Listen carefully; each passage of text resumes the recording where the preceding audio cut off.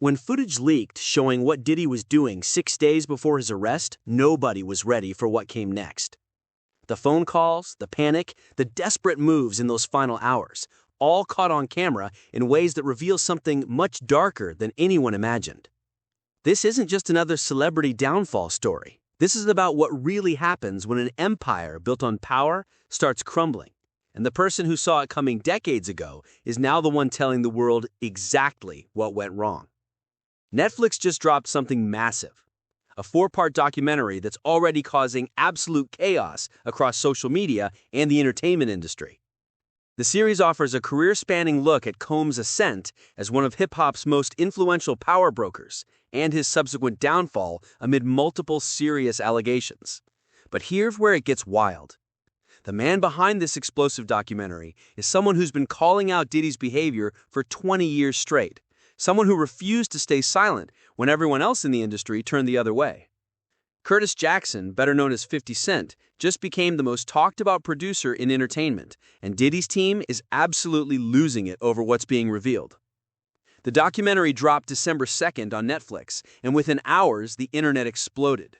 Why? Because the documentary series features intimate footage shot with Combs' knowledge in the 6 days leading up to his arrest and indictment. We're talking about raw, unfiltered moments that nobody was supposed to see. Footage of Diddy on the phone with his lawyers, sounding rattled and desperate. Clips showing him walking through Harlem trying to get support from fans, then jumping back in his car, asking for hand sanitizer because he'd been around too many people. These aren't staged moments for the cameras. This is reality crashing down on someone who spent decades controlling every aspect of his public image. But wait, because it gets even messier. Combs' lawyers have sent a cease-and-desist letter to the streaming giant demanding it not release the documentary. They're calling it unauthorized, claiming the footage was stolen, accusing Netflix of handing creative control to Diddy's biggest enemy.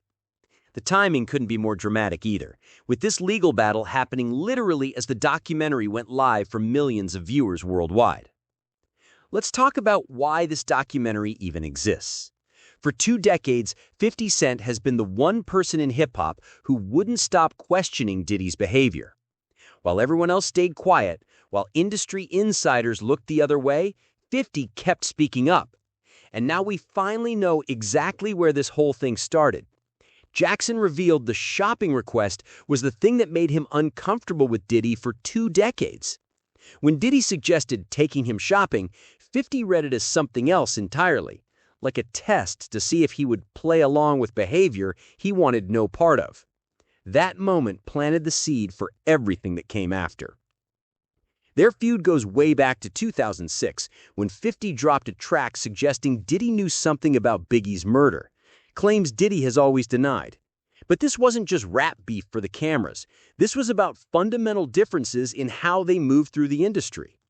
While Diddy was throwing his legendary parties and building his empire, 50 was watching from the outside, growing more uncomfortable with what he was seeing.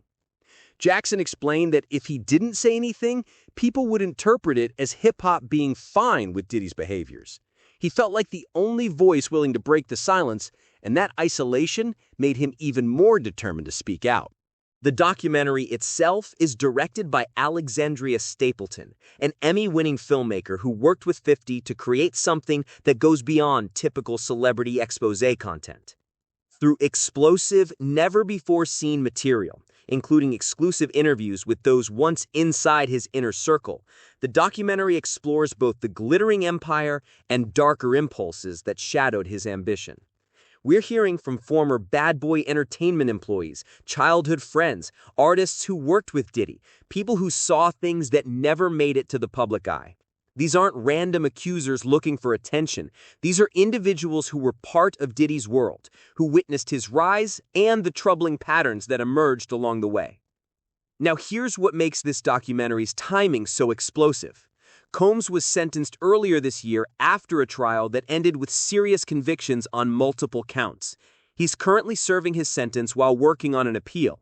But the footage in this documentary was captured before any of that happened, during those final days when Diddy knew the walls were closing in, but still thought he could control the narrative. The trailer alone sent shockwaves through social media. There's a scene showing Diddy in his hotel room at the Park Hyatt 6 days before federal agents arrested him. The footage shows him saying to his legal team that they have to find somebody who will work with them and has dealt in the dirtiest of dirty business.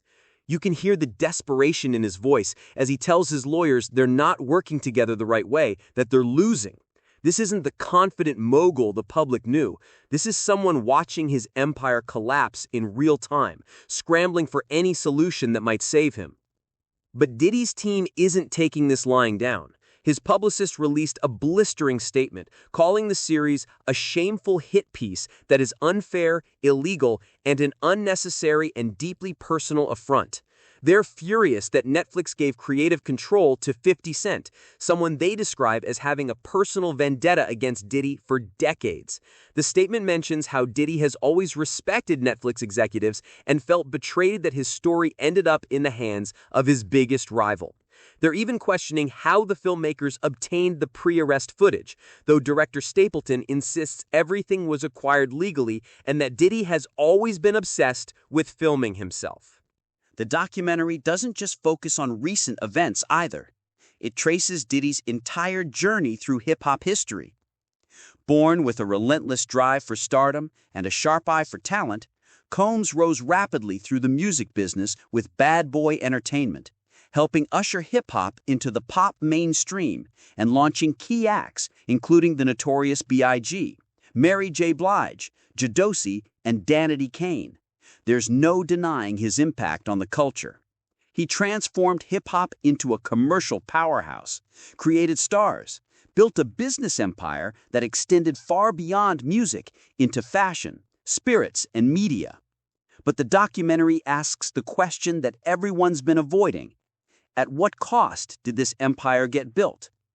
One of the most disturbing aspects revealed in the promotional material involves what happened during Diddy's arrest. Federal agents testified they discovered some alarming items in his Park Hyatt hotel room. We're talking about substances that tested positive for certain party substances, bottles of baby oil and lubricant stashed in various places, cash hidden away, all of it photographed and entered as evidence. These details paint a picture that contradicts the polished, public image Diddy spent decades cultivating. The contrast between his public persona and what investigators found tells its own story about the double life he was allegedly leading. The documentary also explores how this affects hip-hop culture as a whole. 50 Cent has been adamant that this isn't just about personal beef or settling old scores.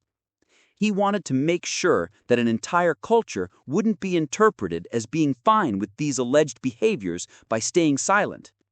When nobody else was speaking up, when powerful people in the industry were protecting their relationships and business interests, 50 decided someone had to break ranks and say what needed to be said. Whether you agree with his methods or not, he's forcing a conversation that hip-hop has been avoiding for years. Director Stapleton has been clear that they reached out to Diddy's legal team multiple times for interviews and comments, but never received responses. She also explained that the pre-arrest footage came to them through legal channels, and they moved heaven and earth to keep the filmmaker's identity confidential. The documentary team insists they weren't trying to create a one-sided hit piece. They interviewed people from different perspectives, not just those with negative stories to tell. The goal was comprehensive storytelling that captures the complexity of who Diddy really is, beyond the legend and beyond the accusations.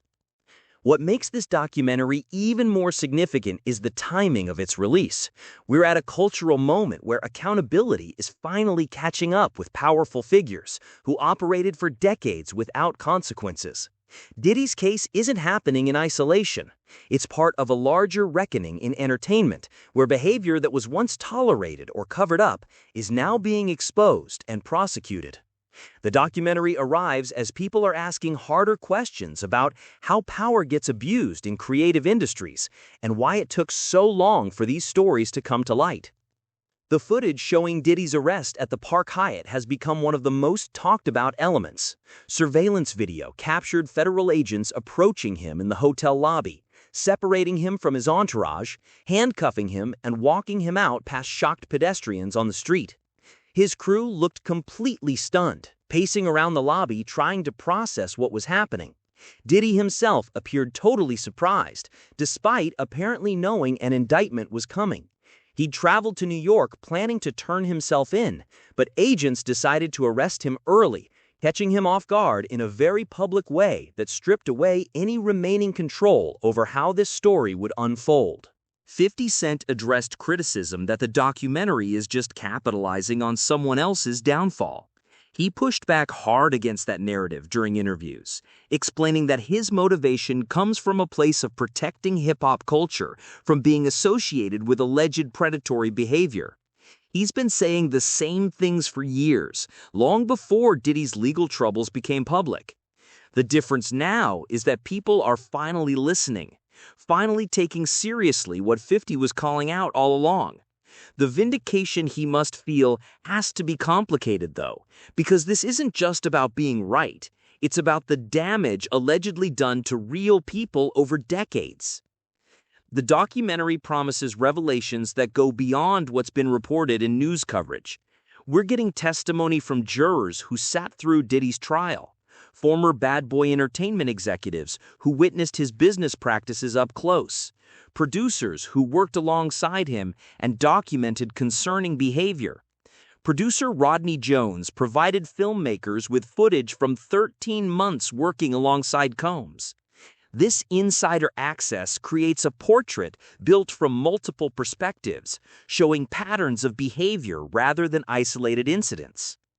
As the documentary spreads across Netflix and social media, the reactions are intense and divided. Some viewers see it as necessary accountability, a long overdue reckoning for someone who allegedly abused power for decades. Others question whether giving 50 Cent control over Diddy's story compromises objectivity given their history. The debate itself reflects larger questions about how we tell these stories, who gets to tell them, and whether justice through documentary filmmaking serves survivors or just entertains audiences. What happens next remains uncertain. Diddy's legal team is fighting the documentary's legitimacy while he serves his sentence and works on appeals. His representative's statement makes clear they view this as a betrayal not just by 50 Cent, but by Netflix itself. The streaming giant chose explosive storytelling over their relationship with Diddy, betting that audiences would rather see the unfiltered truth than maintain comfortable illusions about beloved celebrities. That calculation appears correct based on the massive viewership and social media response in just the first hours after release. The documentary ends up being less about 50 Cent's victory over an old rival and more about what happens when silence finally breaks. For 20 years, people knew things, saw things, heard things about Diddy's behavior, but chose not to speak up. Whether from fear, financial interest, or loyalty to hip-hop culture, the silence protected someone whose alleged actions harmed real people. Now, that silence has shattered completely, replaced by testimony, footage, and evidence that can't be ignored or explained away. The reckoning in the documentary's title isn't just Diddy's. It's hip-hop's reckoning with how it protects power at the expense of accountability, and whether the culture can evolve past that.